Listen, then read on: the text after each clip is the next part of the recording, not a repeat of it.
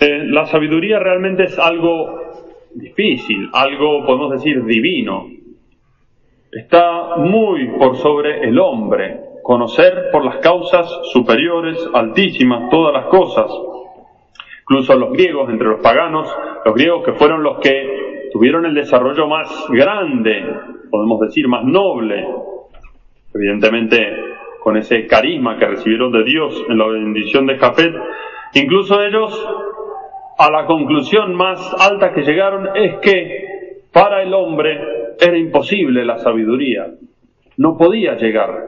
La razón es muy pequeña para lo que supone esa sabiduría tan alta. De ahí vino la crisis sofística. El hombre que empezó a pensar que el conocimiento más vale usarlo para fines prácticos, porque conocer la verdad en absoluto era imposible.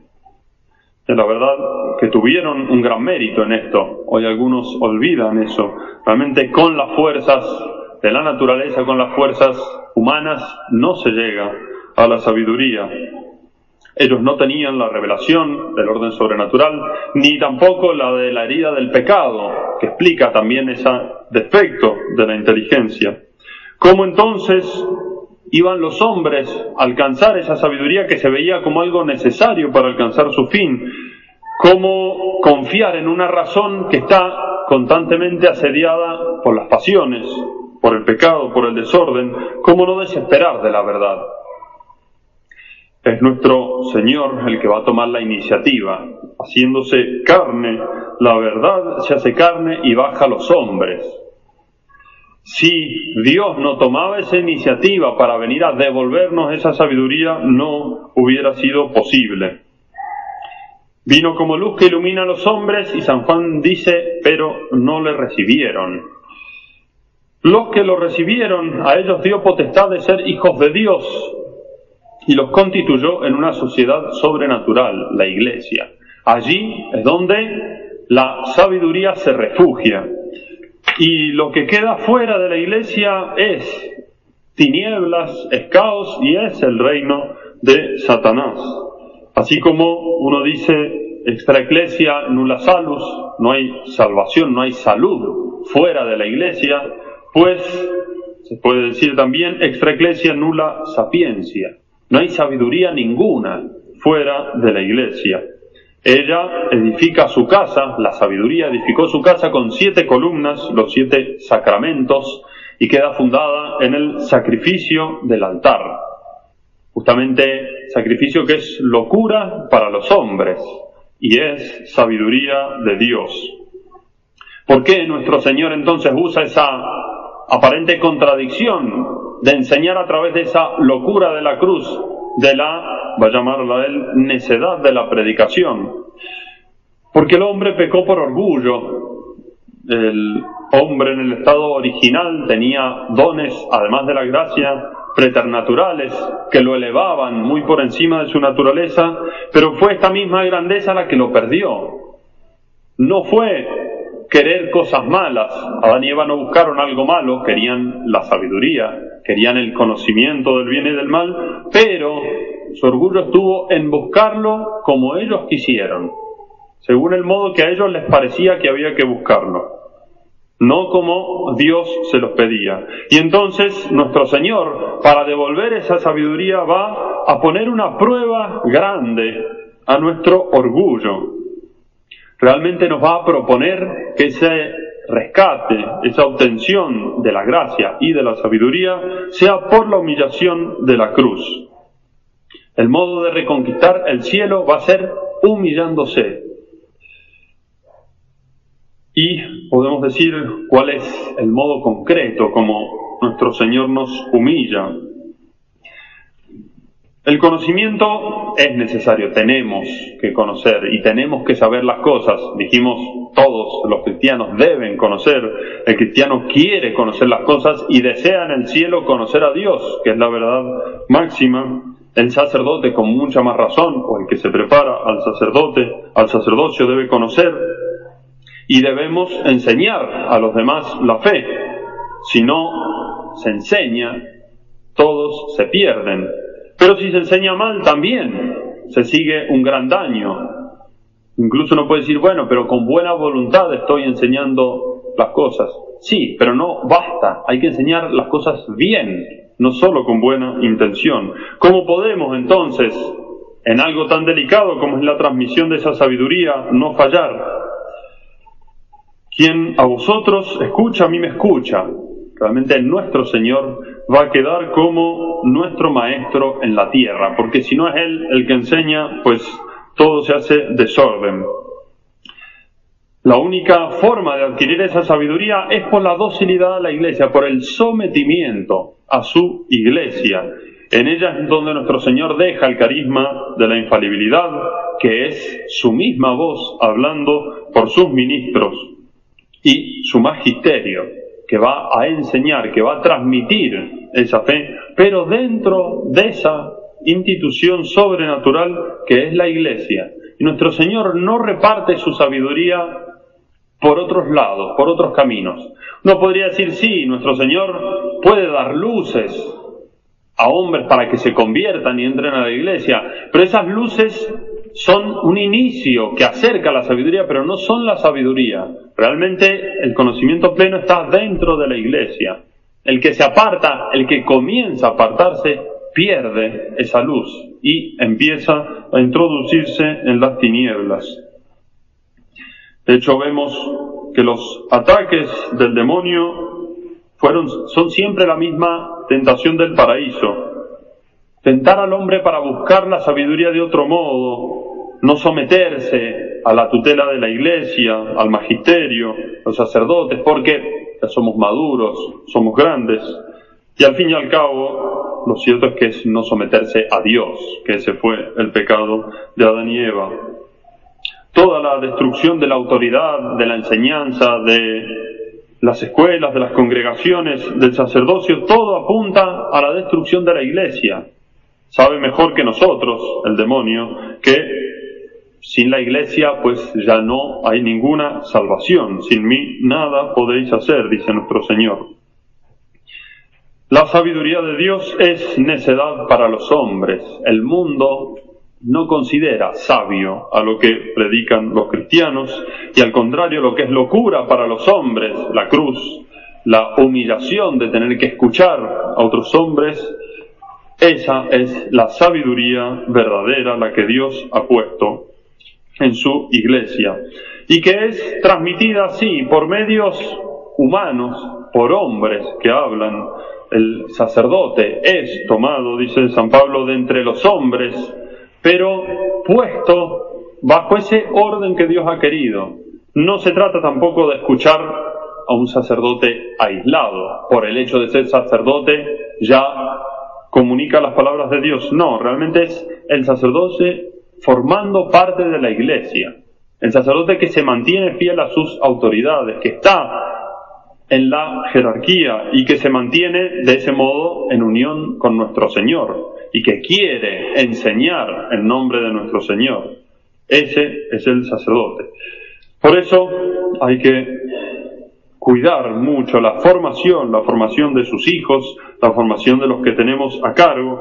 Por un lado, evitando los medios que nos apartan de esa sabiduría, de esa formación.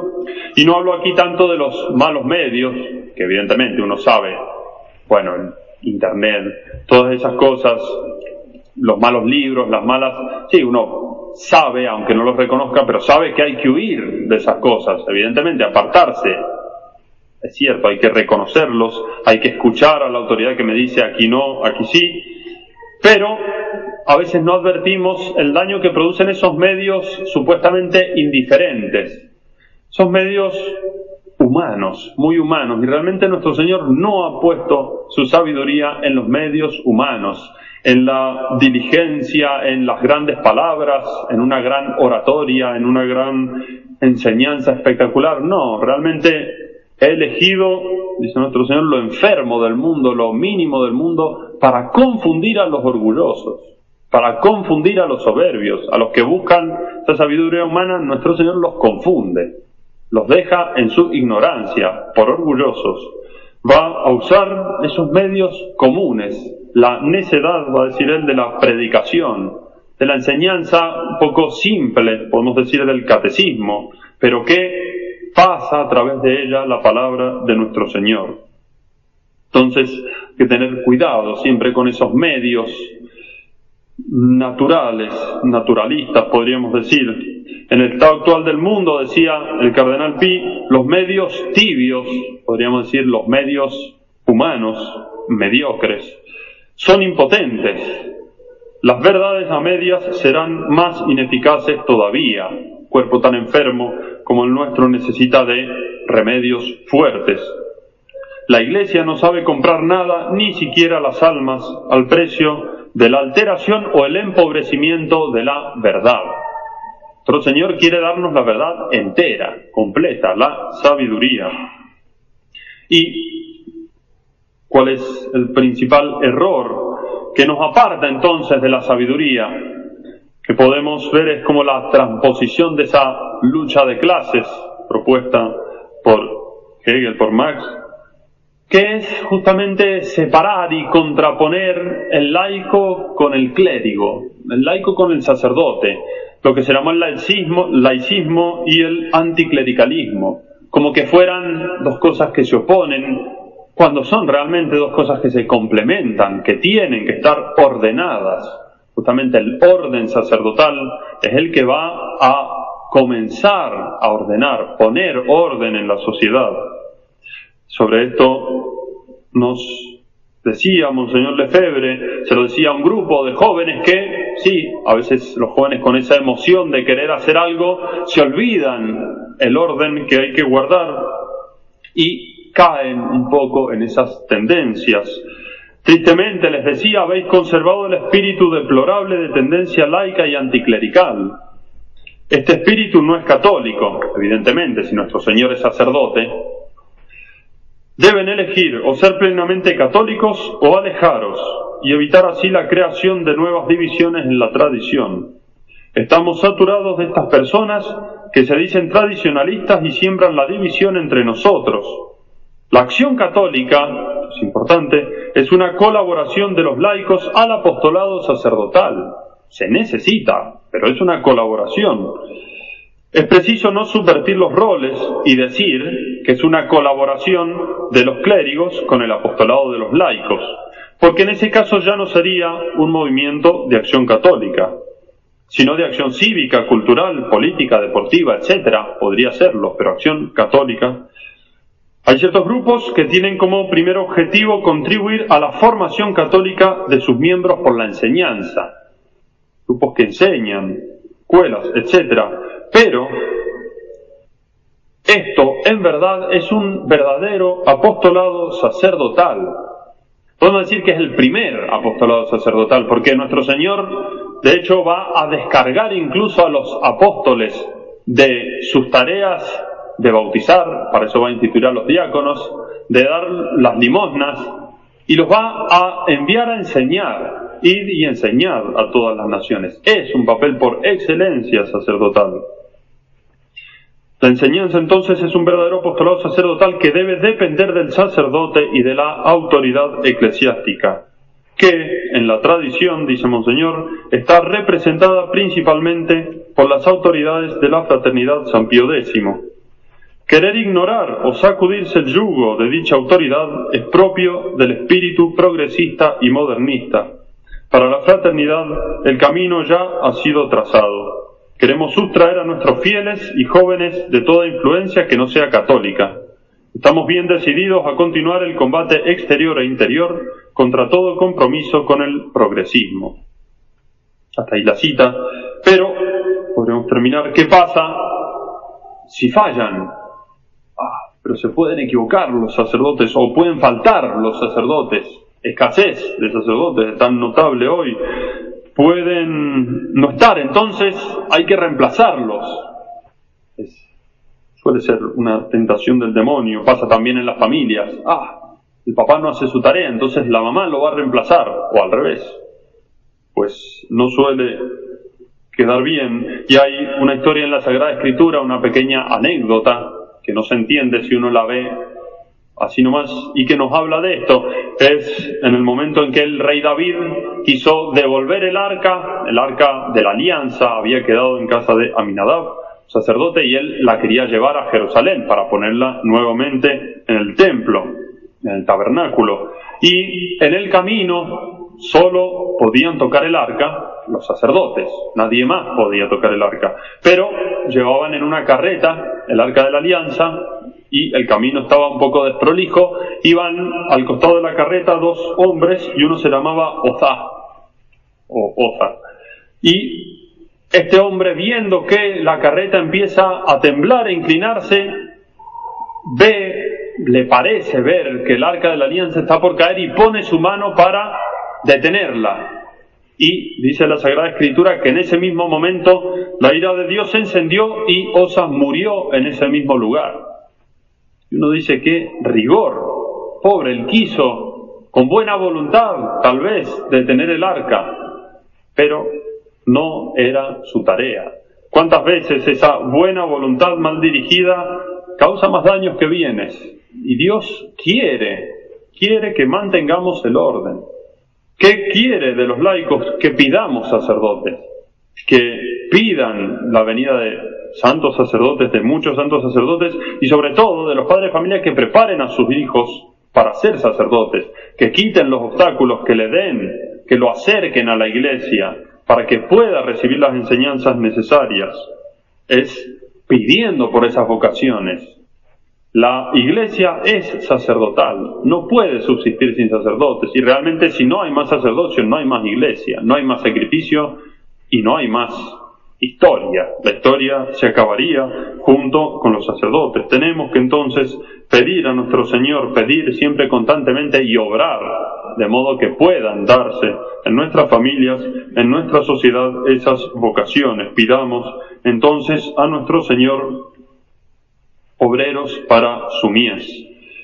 Todo esto va a dar fruto si se mantiene en el campo de la iglesia. Nuestro Señor solo ha sembrado en su campo, no en los campos vecinos. Yo no rezo por el mundo, va a decir nuestro Señor. Palabras duras. Él va a rezar por los suyos, porque Dios se los conserve, es decir, los que estén dentro de la iglesia. Entonces ahí es donde tenemos que permanecer si queremos conseguir esta sabiduría y pedir a Dios sacerdotes y santos sacerdotes, y pedir evidentemente a Nuestra Señora, sede de la sabiduría. Ella es la que sostiene, en la que reposa la sabiduría. Si vemos los textos de la Virgen, la fiesta de ayer, por ejemplo, de la maternidad, siempre se aplica los elogios de la sabiduría a Nuestra Señora.